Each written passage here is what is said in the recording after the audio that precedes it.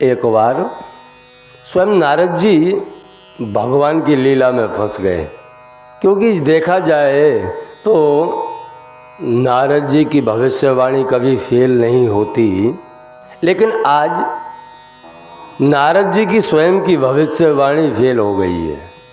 एक गांव में एक नव दंपति रहता था, बस भगवान का भजन करे, आनंद करे। उनके घर में कहते हैं ना कि बाद में नाम लेने वाला कोई नहीं था, ऐसा ही उनके जीवन के अंदर था। नित्य भगवान का भजन करे, लेकिन भगवान की कृपा नहीं हो पा रही थी। उसी क्षण आकाश मार्ग से नारद जी जा रहे थे, तो नारद जी को प्यास लगी और नारद जी ने विचार किया कि ला क्यों ना हम पृथ्वी लोक में उतर के अपनी प्यास बुझा लें। तो आकाश मार्ग से देख रहे हैं कि पानी कहाँ पीना चाहिए, क्योंकि हमारे शास्त्र भी बताते हैं कि हमें किस जगह पर क्या चीज़ खानी चाहिए, क्या चीज़ पीनी चाहिए। नारद जी भी वही देख रहे हैं कि अगर कोई भगवान के भक्त का घर नजर पड़ जाए तो हम वहाँ पानी पी लें।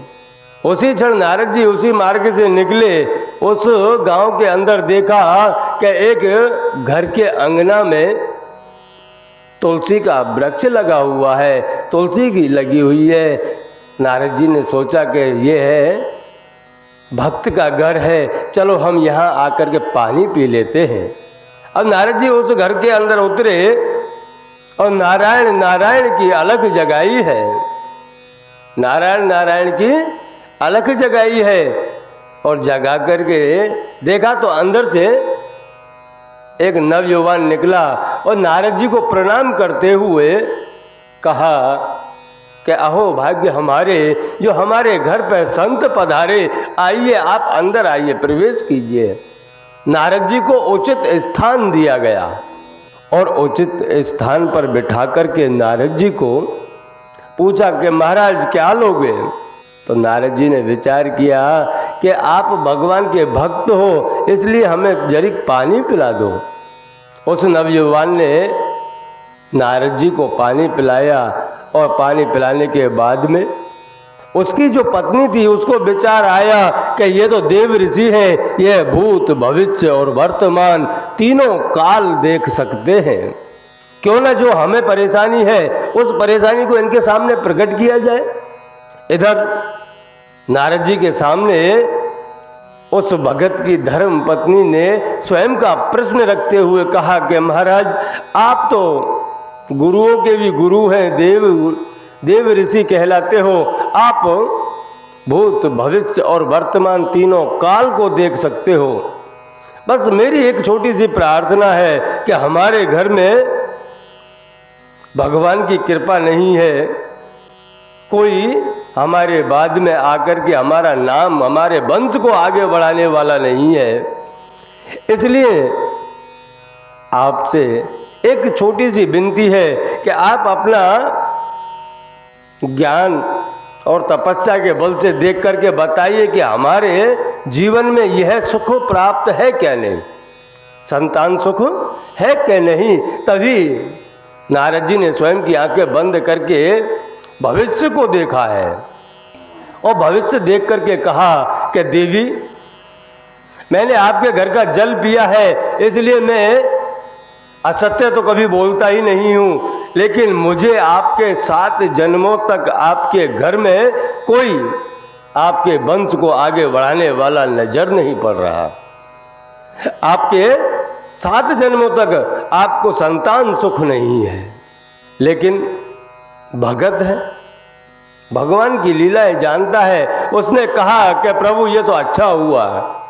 यहाँ देखिए आप, किसी संत ने अगर कहा है, यहाँ किसी संत ने अगर कोई वचन कहा है तो उस भगत ने कभी दुख प्रकट नहीं किया कि प्रभु ऐसा क्यों है, आप तो संत हो, आप तो सब कुछ कर सकते हो, आप मेरा जीवन को क्यों नहीं बदल देते। लेकिन नहीं, उस भक्त ने खाली इतना ही कहा कि प्रभु बहुत अच्छा हुआ, टूट गया जंजाल, अब ना तो हमें कमाने की चिंता होगी और ना ही किसी के आने की उम्मीद होगी, क्यों कहते हैं ना, उम्मीद पर तो दुनिया कायम है। उस भक्त ने कहा कि अब जब हमारे 7 जन्मों तक कोई संतान सुख है ही नहीं तो हम दुखी क्यों हो रहे हैं, हम हमारा जीवन आनंद से काटेंगे।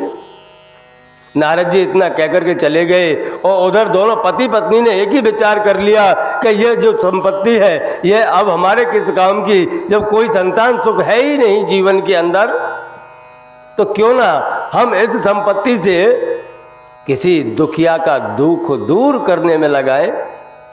तो उन्होंने एक नियम बना लिया कि कोई भी भूखा आए, कि कोई तरसा आए, कोई भूखा प्यासा अगर वो वहाँ आता है तो उसको बड़े प्रेम से भोजन कराए और आनंद करें। जितना भक्ति पहले करते थे उससे डबल भक्ति चालू कर दी, क्योंकि चिंता जो थी बच्चों की वह चिंता मगज से निकल चुकी है। अब तो बस उनको भगवान प्राप्त करना है। उसी प्रकार धीरे धीरे समय व्यतीत होता गया। एक समय ऐसा आया कि उस गांव में कोई संत अपनी अलख जगा रहा था कि 1 कटोरी खीर मैं उसको एक लड़का दूंगा, कोई मुझे 1 कटोरी खीर खिलाएगा तो मैं उसको 1 लड़का दूंगा। ऐसे ही पूरे गांव में गली गली कहता फिर रहा है, लेकिन गांव में से कोई खिलाने वाला नहीं मिल रहा। उसी क्षण एक चौपाल पर 2 4 5 इंसान बैठे हुए, उन्होंने मस्करी मजाक करने के चक्कर में उसको महात्मा को कहा कि बाप जी हमारे यहाँ तो संतानें हैं, लेकिन फलाना भगत है उसके यहाँ संतान नहीं है, उसको लड़के की ज़रूरत है, आप जाकर के उसको लड़का दीजिए, आपके लड़के की और किसी को ज़रूरत नहीं है। ऐसे करके महात्मा जी को उस गली में भेज दिया और महात्मा ने उस गली में जाकर के अलख जगाई है कि कोई मुझे 1 कटोरी खीर खिलाएगा मैं उसे 1 लड़का दूंगा। आवाज़ भक्त और भक्त की पत्नी के कानों में पहुंची कि कोई साधु भूखा है, लाओ हम उनको बुला के लाते हैं। तभी भक्त गया दौड़ करके और कहा, महाराज आइए हमारे घर में विराजिए, हमारे घर को पावन कीजिए। आप जो कह रहे हैं हमें उसकी ज़रूरत नहीं है, क्योंकि उसको तो पता था कि 7 जन्मों तक हमारे भाग्य में है ही नहीं, लेकिन संत सेवा करनी है, इसलिए उन्होंने कहा कि आप हमारे घर आइए और घर आकर के हमारे घर को पावन कीजिए और आपकी जो इच्छा है खाने की वह हम खिलाएंगे। महात्मा उस भक्त के घर गया, आसन बिछाया गया, उस आसन पर महात्मा को बिठाया गया और महात्मा ने दोनों को देख करके कहा, ओहो मैं आपके घर का पानी नहीं पी सकता, मैं भोजन की तो दूर की बात है, लेकिन मैं आपके घर का पानी तक नहीं पी सकता। तो उस भक्त ने बोला क्या महात्मा महाराज ऐसी कौन सी भूल हो गई जो आप हमारे घर का पानी भी नहीं पीना चाहते। तब उस महात्मा ने संत ने कहा कि आप अभी निगुरा हो, आपके जीवन में कोई गुरु नहीं है, इसलिए निगुरा के हाथ से पानी नहीं पीना चाहिए, ऐसा शास्त्र कहते हैं, इसलिए मैं नहीं पीऊँगा। पहले आप जाकर के किसी को गुरु कीजिए, उसके बाद में आप परमार्थ करने के अधिकारी बन जाओगे, पुरुषार्थ करने के अधिकारी बन जाओगे। तो उस भक्त ने कहा कि महाराज हम किसी को कहीं ढूंढने क्यों जाएं, जब आप जैसी महान मूर्ति हमारे घर विराजी है तो हम आप ही को गुरु धारण करना चाहते हैं। इधर उस महात्मा को उन दोनों दंपति ने गुरु धारण किया है, महामंत्र लिया है और महामंत्र लेने के बाद में फिर उस भगत की धर्म पत्नी रसोई बनाने में लग गई है। आलू का झोल बनाया है, खीर बनाई, पूड़ी बनाई और महात्मा को बड़े प्रेम से प्रसाद पवा रहे हैं। महात्मा भी आनंद में आकर के प्रसाद पा रहे हैं। प्रसाद पाते पाते वह 3 कटोरी तो खीर पी गए, बाद में जो आलू का झोल रसा पड़ा हुआ था वह लास्ट में वह भी पी गए और आचमनी करने के बाद में कह रहे हैं कि जा भक्त, ये मेरा वचन है कि तुझे 3 लड़का और 1 लड़की होगी।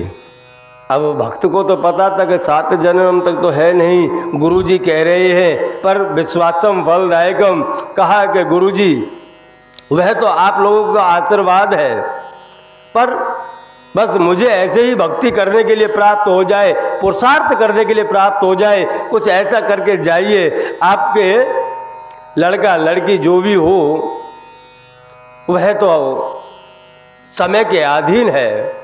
ऐसा कहकर के महात्मा प्रसन्न हो गए और महात्मा वहां से निकल गए।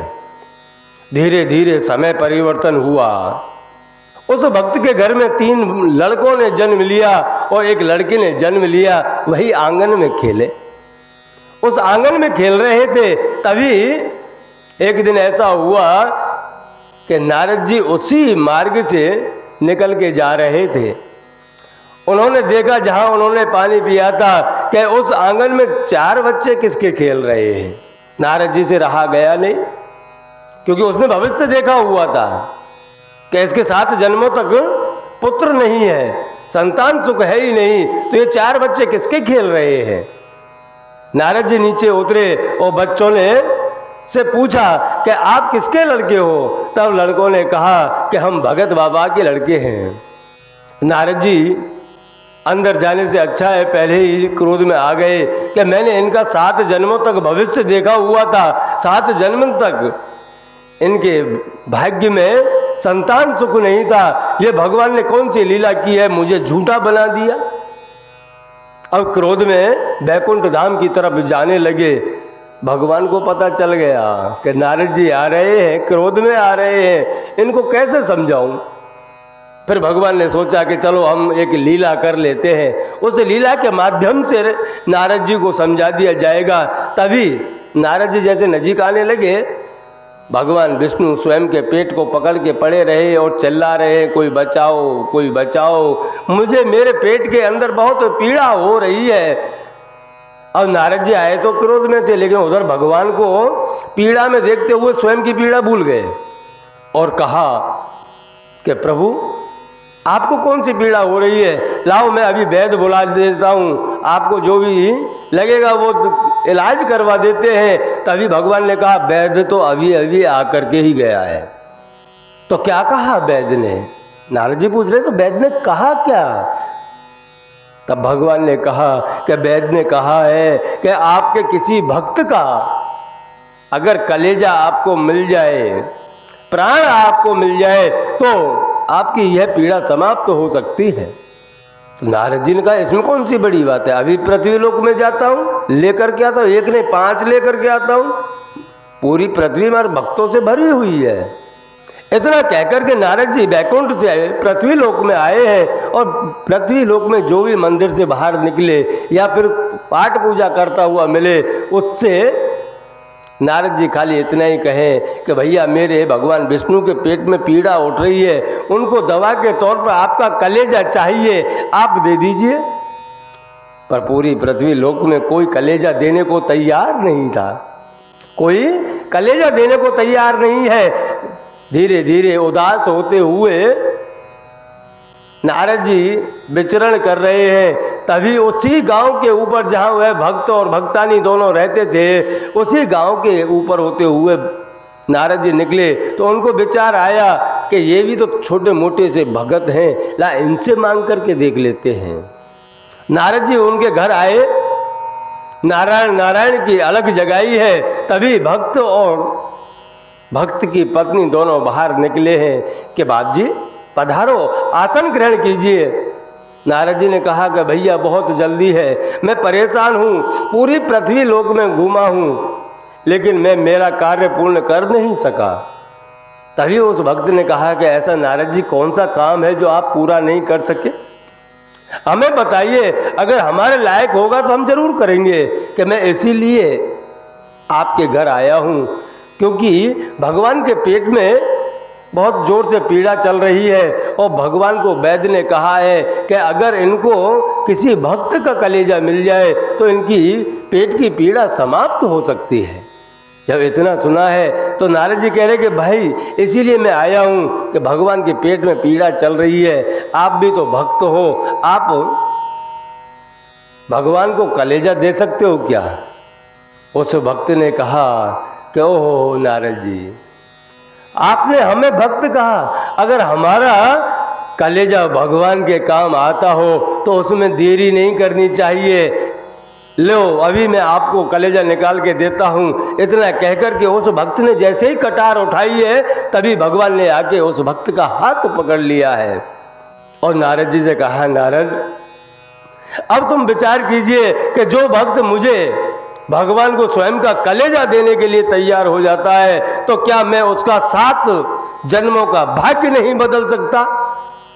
ऐसे भक्त के लिए तो 7 क्या, मैं 14 जन्म का भी भाग्य बदल सकता हूं। इसलिए कहते हैं भैया कि पुरुषार्थ करते रहिए, एक ना एक दिन भगवान आपका भाग्य जरूर बदल देगा।